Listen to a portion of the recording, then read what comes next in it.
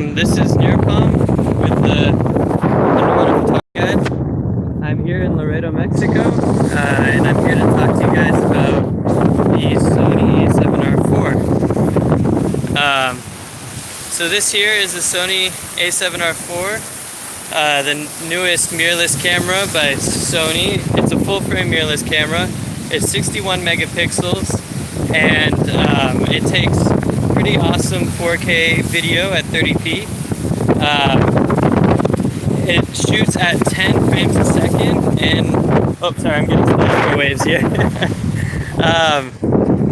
And it's a really overall, like, all-around awesome camera. So the way we're gonna do this is, if you guys have any questions about the Sony A7R IV or this Canon G7X Mark III, which I've also shot with recently, or diving here in Mexico, feel free to ask any questions in the chat. But until then, I'm just going to go over the camera, what I think about it, what I think about the Canon G7X Mark III, what I think about diving in Mexico, until I get any questions. So I initially took the Sony A7R IV down to Guadalupe Island, which is 150 miles southwest of Ensenada, and the main attraction there is really diving with the great white sharks. So I did 3 days of cage diving on the Socorro Vortex, which is a new liveaboard out there, and then I've also taken this camera out, actually out along the coastline around there in Loreto, Mexico, which has been really great diving, and it's been a really great place to test this camera. So the lenses I've used with this camera include the Canon 8-15, which is a fisheye lens. This lens I have on here, the Canon 16-35, which is a nice rectilinear wide lens. And then I also shot the Sony 16-35, and I've also shot the Sony 90mm macro lens with this camera. Sorry guys, I think I lost you there for a second. Hello?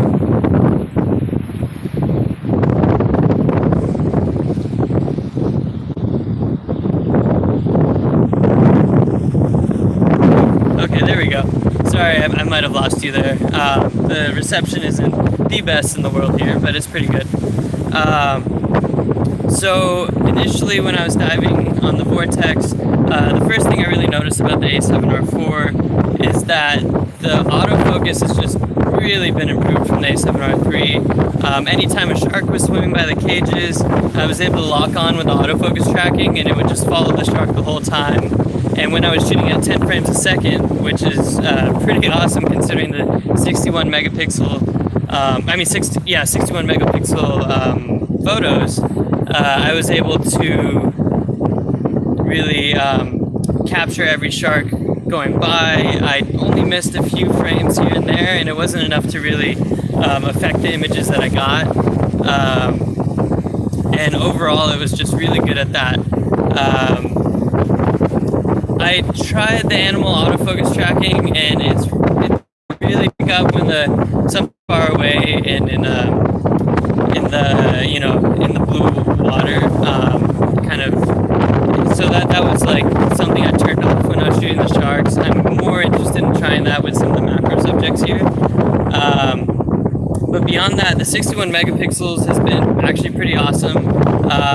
It's a little bit, the photos become a little noisy because of the high resolution, so you have to make sure you're shooting at base ISO if you can, and just shoot at higher shutter speeds to, make sure you have as little motion blur as possible, and then you really take advantage of the details. So when I was shooting sharks, I shot at high shutter speeds. I tried really quick capture, shots, and I was able to get some really good detail and actually do some good crops and really make it look like the sharks were right there. So that's a big advantage of this camera. But if you are shooting at 61 megapixels, it's a little, the file sizes are large. I mean, I on a 3-day trip, I filled up 300 or 400 gigs on my hard drive. So it's definitely something where you're going to need extra hard drive space. And it's something to think about when you're using this camera. The wind. I'm sorry about that. Let me see if I can get somewhere a little less windy. That might not have helped.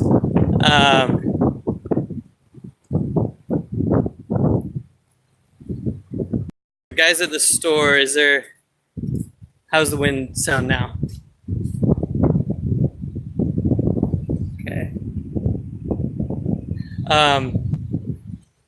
Anyway, so I took this camera and I shot some macro off of Costa Loreto, and that's where I really had a good luck with the 61 megapixels. I was able to get some amazing 100% crops, get all the detail in the images, and like I was able to shoot a Blenny with the 90 millimeter macro without a diopter, and you know the 90 millimeter is pretty tight, but it's not as tight as it could be, like with 100 or 105. So I was able to really crop down and get amazing details on this Blenny, which if you go to our Facebook or Instagram, you can see that photo. And I would have only been able to do this with a high resolution camera like the A7R IV. Okay, sweet. It looks like the wind died down a little where I'm standing now, so that's good. Sorry about that, guys. Yeah, so I think my favorite lenses for this camera so far have actually been the 16-35 and the 90 millimeter. I do like the Canon 8-15 with the Metabones, but it is a little slower. And I'm excited to really, you know, try out the full range of lenses, maybe the 28 millimeter with a wide wet lens when I get the chance when I go back home. I think that would be a really cool setup with this camera as well.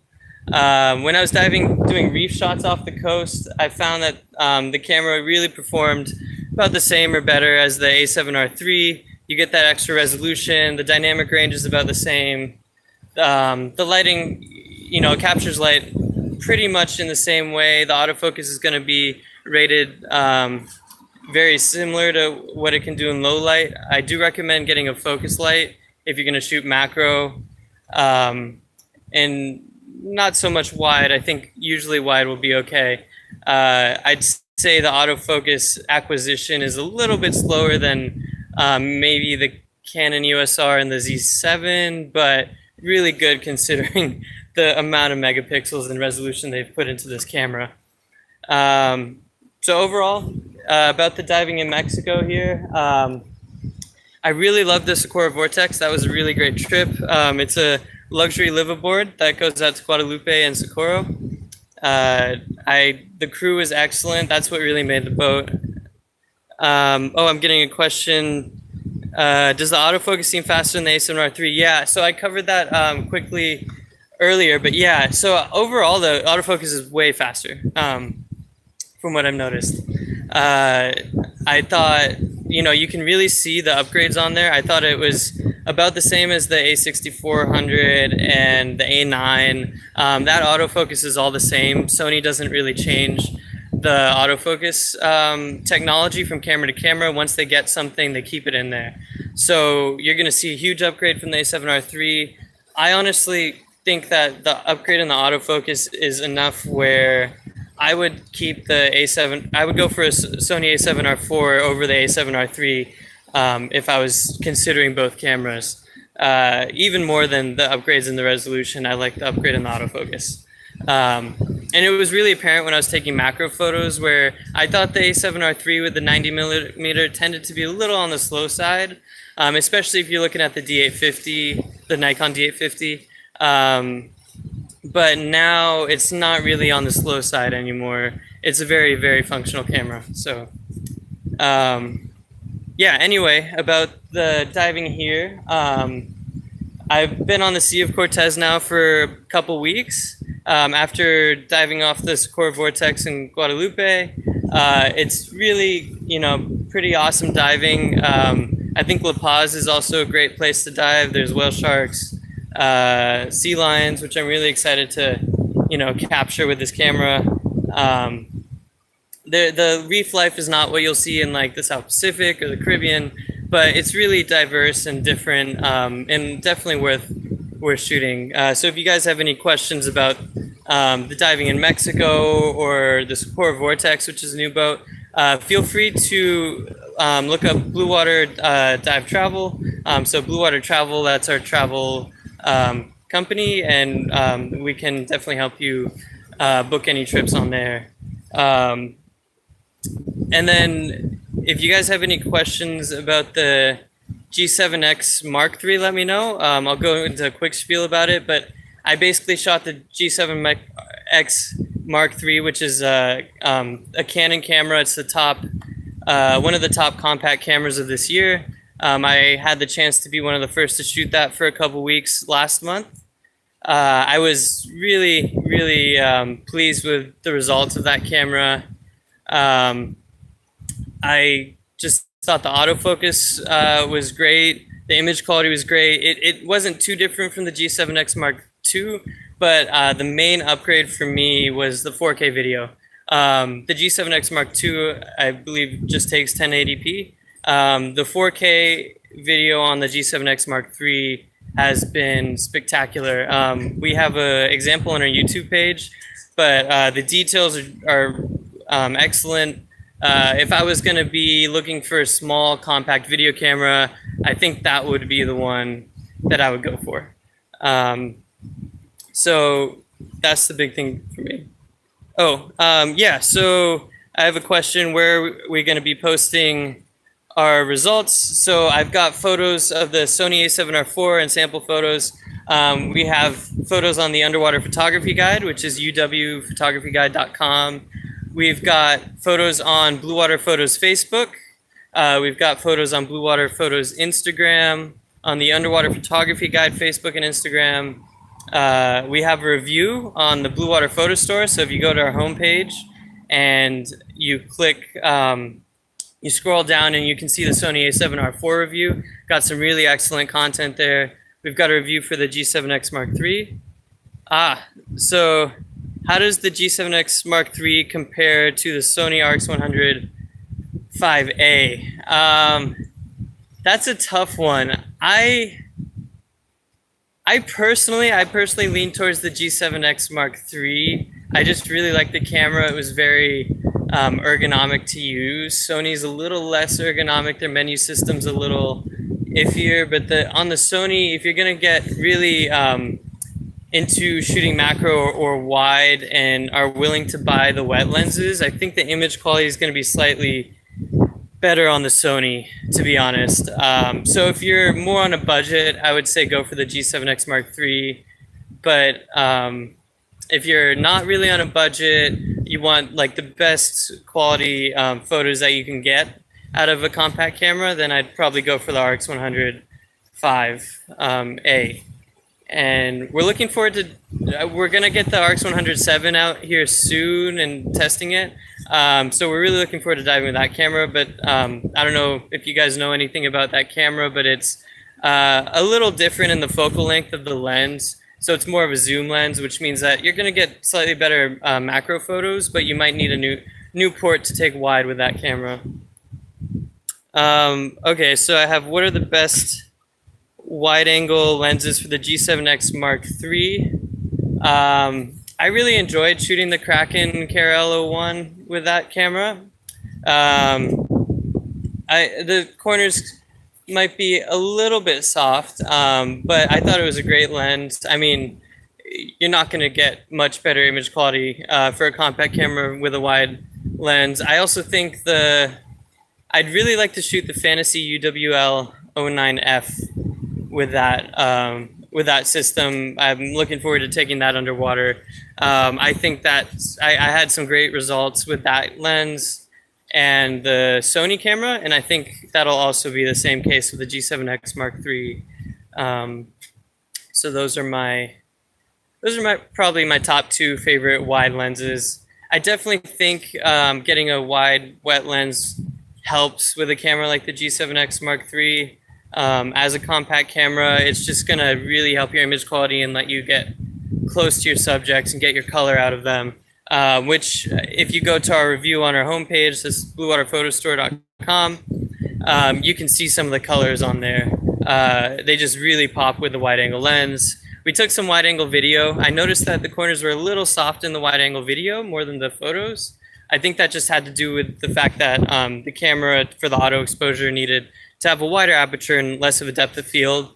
So to really just get around that, I recommend shooting at a smaller aperture on the G7X Mark III, so that your depth of field is a little bit better with that camera. So yeah, so just trying to think of if there's anything else I would really go over with that system. I thought, just trying to think, I mean, I thought the macro on this system really came out nicely, even more than the wide angle.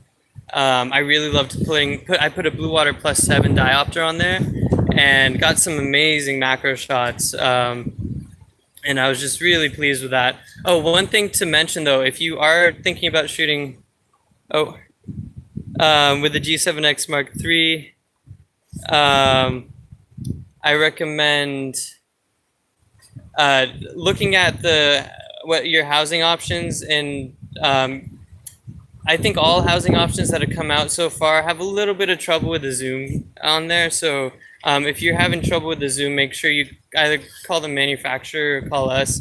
It's not that it doesn't work. It's just that it can be a little tricky to get used to, and getting used to the zoom on the G7X Mark III. So I got a question about what are some of the places to dive down here? How's La Paz? Like I mentioned before, right now I'm in Loreto, Mexico, which is a smaller town.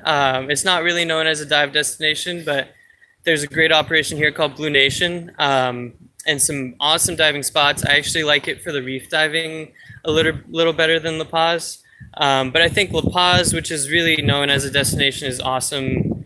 I really like it for the sea lions, the whale sharks. There's some bait fish with the sea lions, which make for some really awesome bait fish sea lion photos.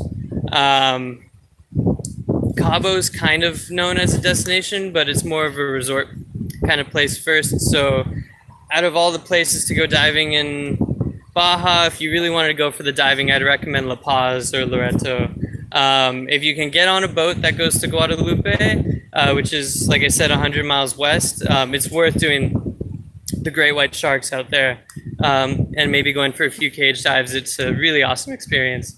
But so I'd say Guadalupe Island, La Paz, and Loreto are my top 3 for Baja so far.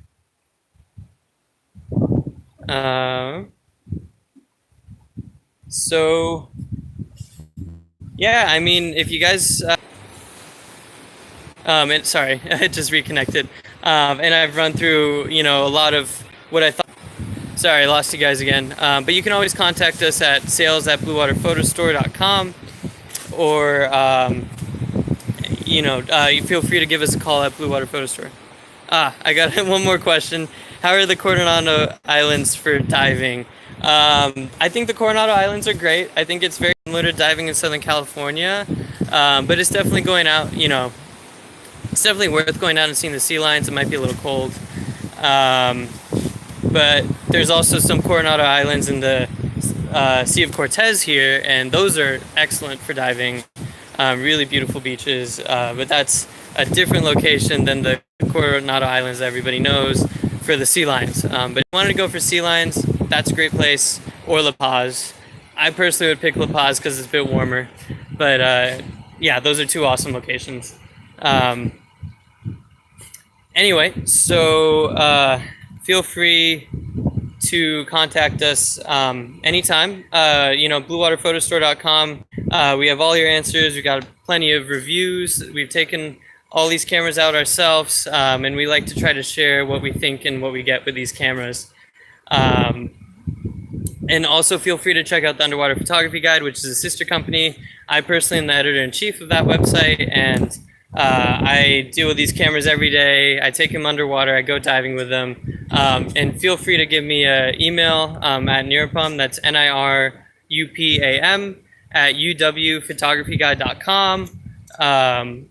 Or, shoot us a message on the website itself, and I'd be happy to answer any questions. So anyway, if that is all, then I'd say have a great day, guys. And I hope this was informative and you know a little more about the Sony A7R IV. Thanks a lot, and we'll be on here soon. We're trying to do more of these live streams. So if you guys have any suggestions about this, let us know, and be sure to hit subscribe. Thanks.